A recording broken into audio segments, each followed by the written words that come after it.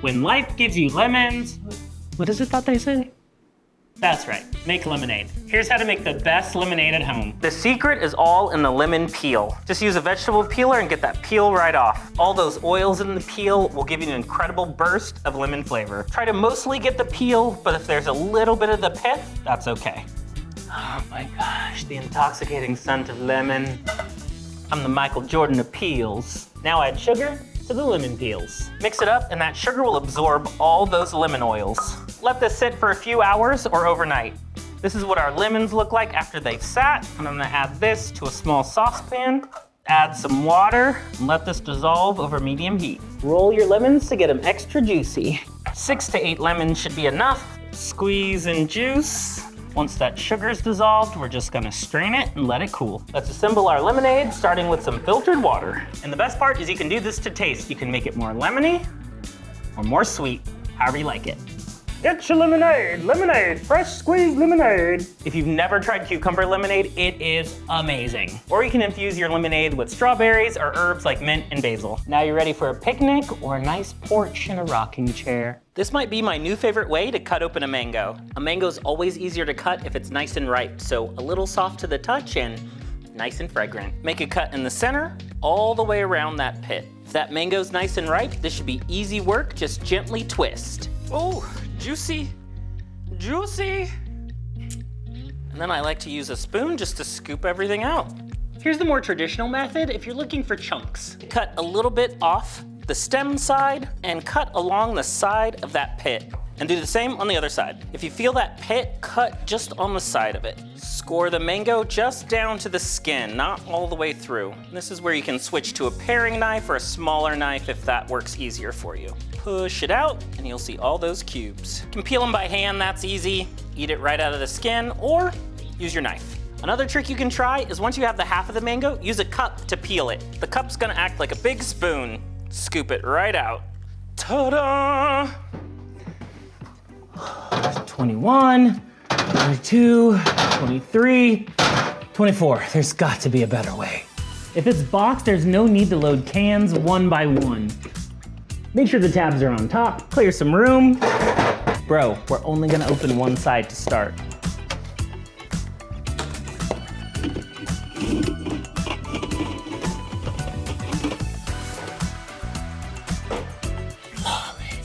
All at once instead of one by one. Just this easy. See, homies, now I have time for a refreshing beverage.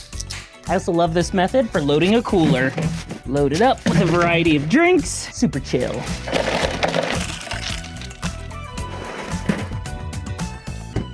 Hot temperatures call for super cold, refreshing drinks. Or maybe a dip in the pool. Just kidding. For the coldest drinks, here's how to super chill your beverages. To super chill your cooler, all you'll need is salt. I'm gonna check the temperature before I add the salt to see if it makes a difference. Now that's cold. Now add the salt. Use a coarse salt, or better yet, ice cream salt. You don't need much, just a generous sprinkle over the top. That was way generous, way generous. Now get in there and mix it up.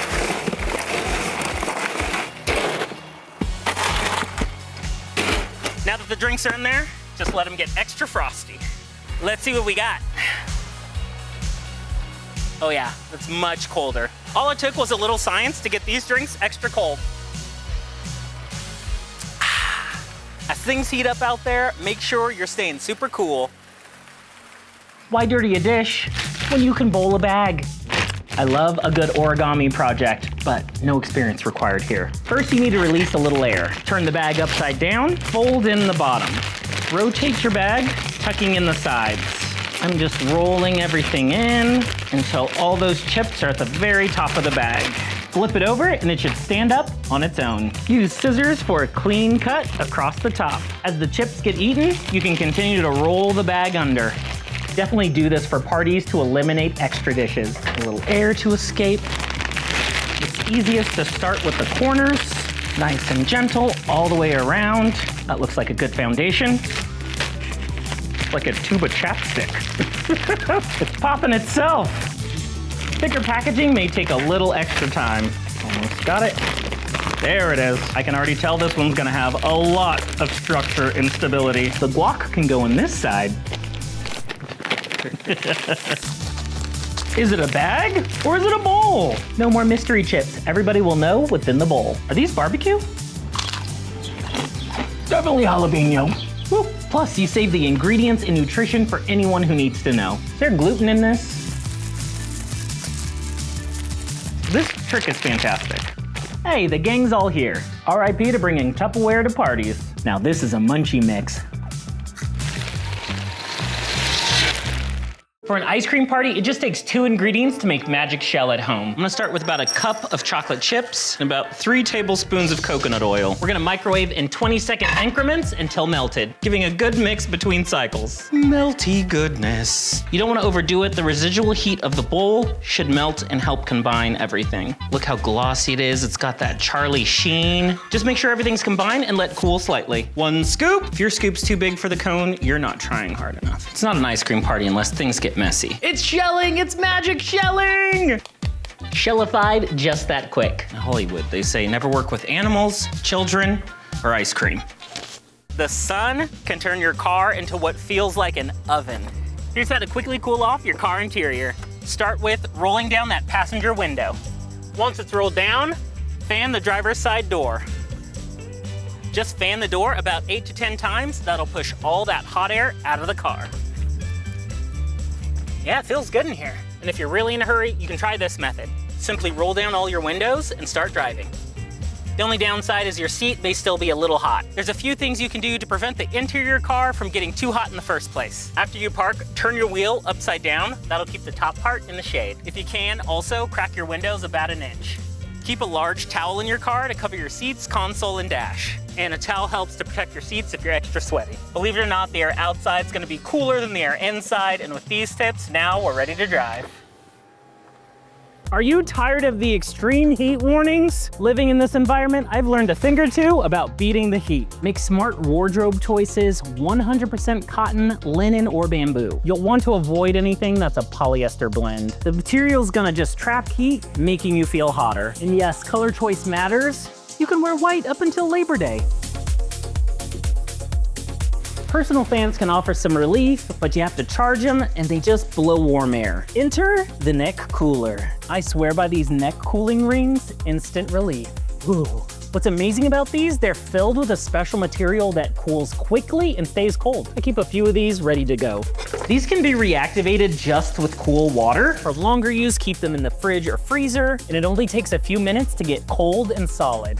If you're out and about, keep these in an icy cooler for a quick refresh. Stay chilly, Poughkeepsie. I also love these cold compress gel packs that I keep in the freezer. And this has a soft side that's skin safe. These are great to quickly cool down using your pulse points. These can provide quick relief in a hot car until that AC kicks in. Don't forget to use fans to gently move air across your skin, providing a freshness. Always drink plenty of cool water. I let these shirts sit in the sun. Let's see if there's a difference. 150, that's a toasty top. Okay, 133, we're getting better. Still hot, but tolerable. 124 in the sun, we've picked a winner. Y'all, see you later. Pets can feel that heat long before we do. Here's how to keep them happy and cool in those summer months. Of course, hydration. Plenty of fresh water all day long. If you're outdoors, provide shade and a fan. Not just for you, for them. That's nice. You can find cooling towels for their neck, vest, and cooling mats, all great ways to keep them comfortable. You can keep a misting spray bottle. Spray this underneath your dog. The point is not to get them wet, but just provide a little evaporative cooling where their fur is the thinnest. And it's a great mister for you. Look out for signs of overheating, like excessive panting, drooling, or difficulty breathing. You'll want to keep your pet well brushed and groomed. That extra fur is just going to keep them warm. Interactive toys and puzzle feeders can be great ways to keep them active indoors where it's much cooler. Fun way to keep them busy indoors and cool. All the makings of a chill summer for you and your pets.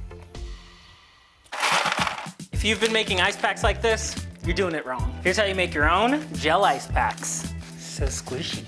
Let's start off with a reusable zip top bag. They're more sustainable. Add 2 parts water, 1 part alcohol, a little bit of dish soap, and for the right look, food color. Now, get as much air out as you can.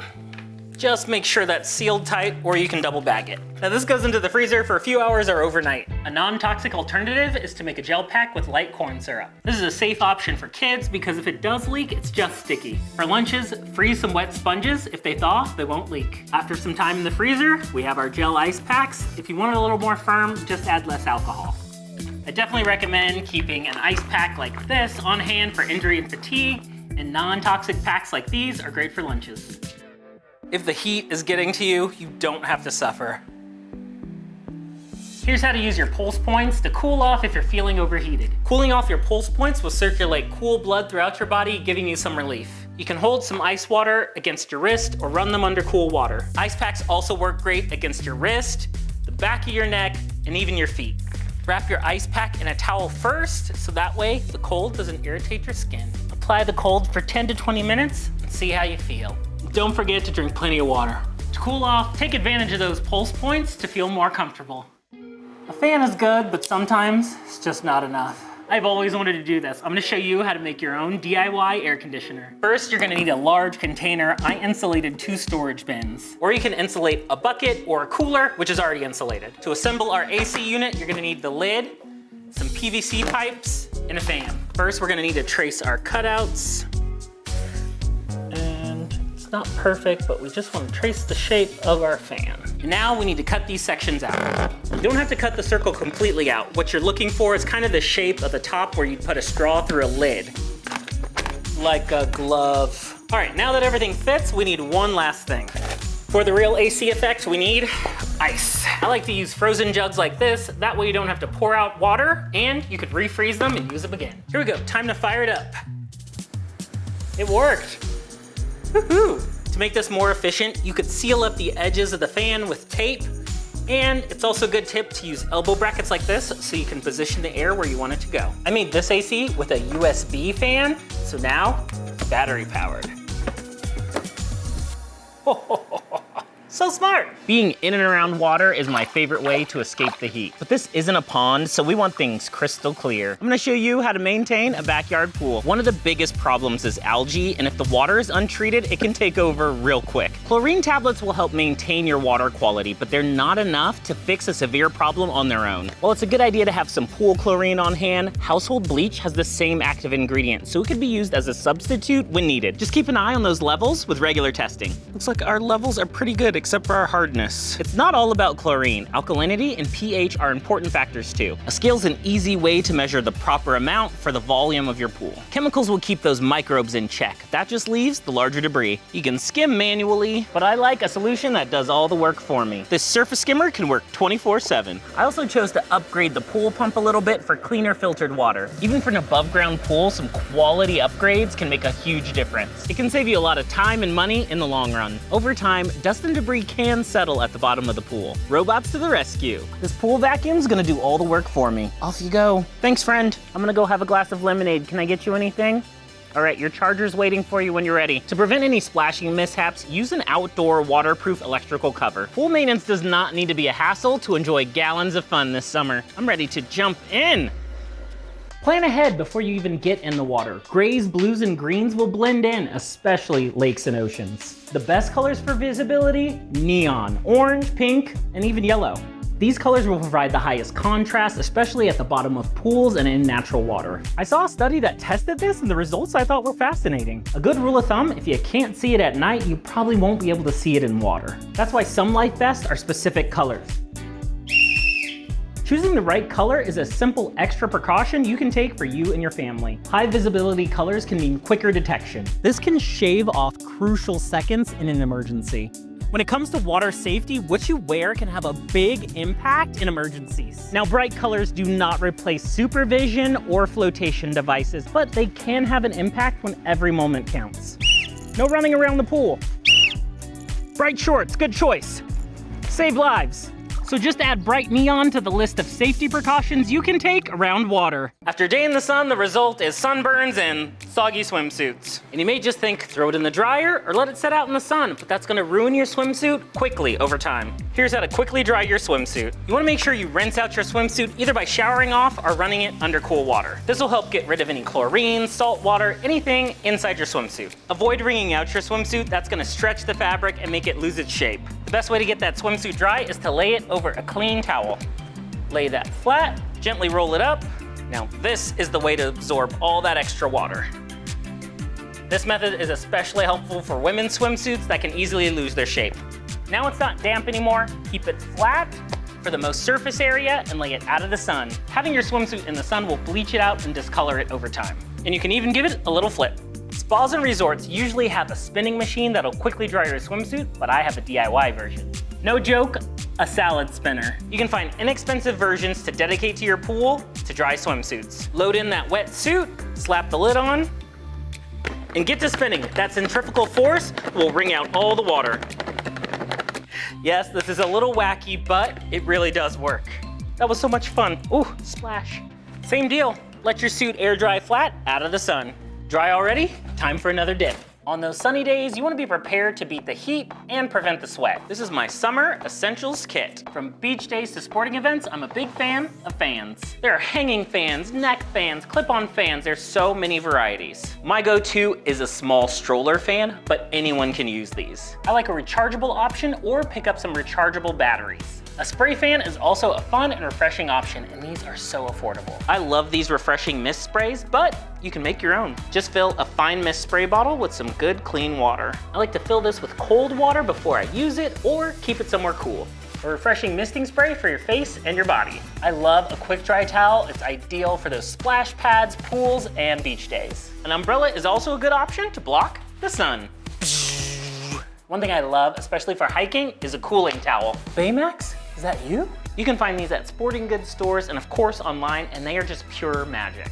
With just a little bit of water, you can get pretty much anywhere. The best part, it'll keep you cool, no batteries required. And if you have extra room to pack, I love a big beach tarp. This is perfect for picnics and a large camping umbrella. For me, I just keep these in my trunk so they're ready to go. I like to prepare all this the night before. It's in the tote, ready to go, and make sure those batteries are charged. Here's what to do if your phone takes a dive. The best solution is to avoid the problem altogether. Use a protective case the next time you're near water. And it helps to find a case that floats. But if you do have an accident, once you've recovered your phone from the water, immediately power it down. After it's off, take it out of the case if it's in one. A little wax on, wax off to get it dry. If the phone's been submerged for long, you want to tap on where the ports are to get any excess water to drip out. If you're able, take out SIM cards and batteries if they're removable. Here's our hero. Wrong. You may know that common trick of using rice to dry out your phone, but actually it's not that effective. Rice and residual starch can get into ports and it's not that absorbent. The real hero is those silica gel packets, yep, the same ones you're throwing away when you buy stuff from Target. Shake, shake, shake, Sonora, shake it all the time. So next time you get one of these in a package, save it for later. Or if you need extra, you can just buy them online. They're really cheap. You'll need an airtight container that fits your phone. Add the packets, seal it up. Most phones do have a waterproof rating, but those seals can be compromised. Drops and bumps in regular use can introduce small cracks that you may not be able to see, and that's how water can get in. That's why it's a good idea, no matter what phone you have, to properly dry it before you use it again. This is also great for key fobs and other small electronics. Let this sit for 24 hours, better yet, 48 hours. Guess it's time to start that puzzle. Edges and corners, edges, oh, here's one. 24 hours later. If it powers back on and seems to be functioning properly, you're good to go. But if it won't turn on or you notice any issues, power it down and take it to a repair shop. And you don't have to throw these away, you can reuse them. It's good to have you back, old friend. Thanks, new friend. Sunny days are chasing those clouds away. But with all that sunshine comes harmful UV rays. And those rays are gonna be the harshest midday. And now's the perfect time to be outside in the pool. Here's how to protect yourself in the sun. With so many sunscreen options out there, it's best to choose one that works well with your skin. And make sure you're using a product that has SPF 30 or above. Now I know we all know how to put on sunscreen, but it's a good idea to check those directions, make sure you're applying it correctly, and know when to reapply.